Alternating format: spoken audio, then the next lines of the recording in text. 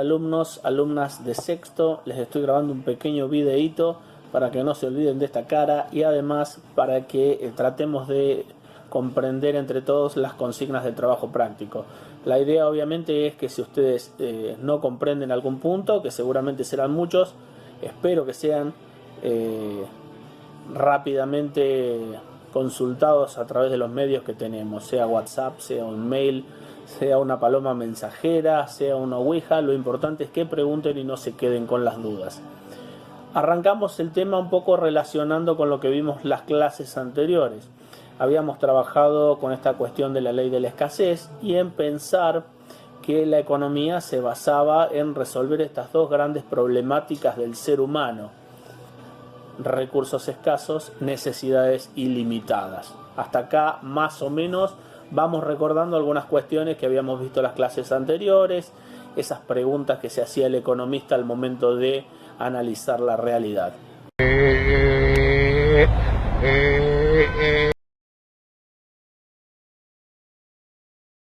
Avanzamos un poquito y el concepto que nos ocupa es la ley de la escasez.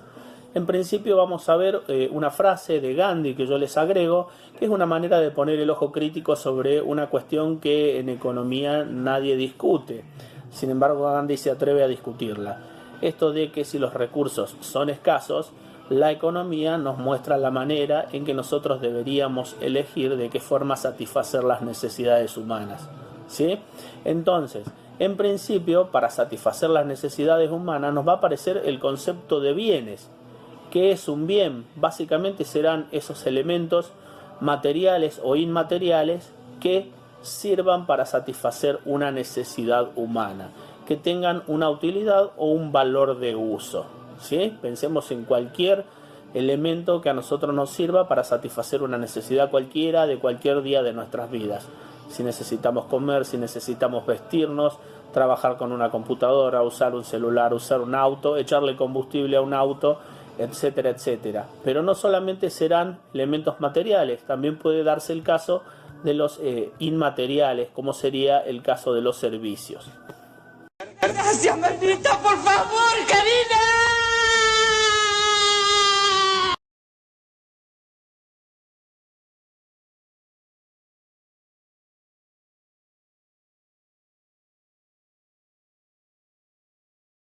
A continuación ya nos metemos en el texto, en las características que permiten diferenciar un bien económico de un bien no económico. Y los bienes no económicos, básicamente, a pesar de tener una utilidad, ¿sí?, se caracterizan por ser superabundantes. Y esa superabundancia, es decir, lo contrario de la escasez, es que los convierte en no económicos. Si pensamos en un bien económico, su característica fundamental es tener una utilidad, ¿sí?, el de ser escasos, obviamente, el de estar disponibles para su aprovechamiento, y por esa utilidad y por esa escasez que tienen, nosotros les asignamos un valor, ¿sí?, que va a ser el valor de cambio. El valor de cambio será simplemente eso que nosotros debemos entregar para poder conseguirlo. Normalmente lo conseguimos lo conocemos como el precio de las cosas, es decir, para conseguir un bien económico necesitamos entregar algo a cambio. Es su carácter de oneroso. Entonces, la idea para la primera consigna, bien difícil, bien para pensar, bien para reflexionar, es pensar en dos casos que nos convocan en la actualidad. Uno, el del alcohol en gel, que trabajamos la primera clase, y el otro, el de la problemática del tabaco y los cigarrillos. Para la consigna del alcohol en gel, lo que les estoy pidiendo básicamente es analizar esa noticia que ustedes tenían u otra que puedan conseguir, que en un principio de la pandemia que estamos atravesando le había hecho subir de manera muy importante su valor. ¿Por qué razón el precio del alcohol en gel estaba subiendo de esa forma? Para que ustedes argumenten, piensen, analicen. ¿Tiene que ver con la utilidad, con su valor de uso? ¿O en realidad tenía que ver con su escasez? Para que ustedes lo piensen y me digan por qué me parece es esto o lo otro, ¿sí? La siguiente cuestión tiene que ver con que busquen una noticia relacionada a la problemática del tabaco. Esta semana, como sabrán, andaba gente caminando por las paredes tratando de conseguir cigarrillos, ¿sí? Entonces, quiero que ustedes analicen esa noticia que encuentren en los medios, en internet, en un diario, ¿sí? En una publicación de Facebook, de las redes sociales, y traten de relacionarlo con la ley de la escasez, ¿sí? Muy cortito, muy sintético, primera consigna terminada. 2 más 2 son 4, la tierra es redonda, corta la bocha.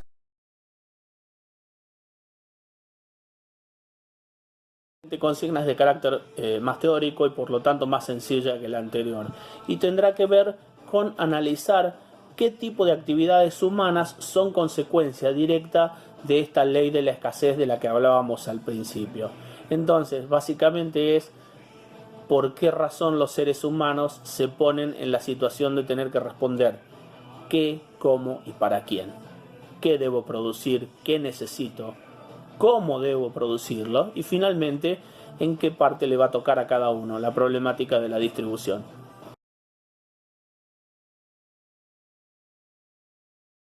El trabajito, ¿sí? Nos ponemos a analizar estas preguntas que se hacen los seres humanos y nos metemos específicamente en el cómo.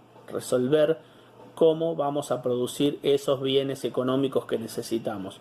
Y para eso nos vamos a meter en el análisis de los factores productivos, es decir, aquellos elementos involucrados en la producción de bienes en una sociedad.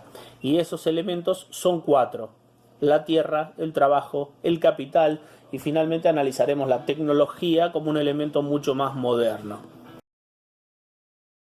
El factor productivo que analizamos es el de la naturaleza o los recursos naturales, un factor súper importante porque de él derivan todos aquellos bienes que necesitan los seres humanos, pero que aparecen mediados por el trabajo del hombre que los extrae de la naturaleza. También conocido como naturaleza, recursos naturales, pueden ser clasificados en renovables y no renovables. El elemento que nos aparece es el del capital, y el capital lo vamos a entender como aquellas creaciones producto del trabajo humano que al hombre le permiten producir bienes y servicios.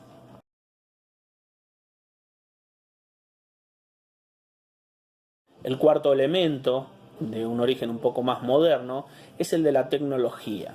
A diferencia de los otros 3 factores de producción clásicos, la tecnología hoy en día ha adquirido una relevancia superlativa. Autores como los que le presento acá en el texto, Drucker o Toffler, nos traen la idea de una economía del saber, donde tiene preponderancia por sobre la naturaleza, por sobre el trabajo o el capital, la aplicación del conocimiento para aumentar la productividad y mejorar la forma en que los bienes y servicios llegan a la humanidad. Entonces, les voy a pedir para esta consigna que ustedes analicen una noticia sobre los orígenes de McDonald's, porque aparece un concepto en esta parte que es el know-how, en inglés, que podríamos traducirlo como el conocimiento de saber cómo, ¿sí? El know-how es saber cómo. McDonald's popularizó en el mundo una forma de producir los bienes y servicios que provee, ¿sí? Que luego se convirtieron en una marca distintiva y la han transformado en una de las empresas más importantes del mundo. Prácticamente no debe existir persona en el mundo que no conozca qué es McDonald's.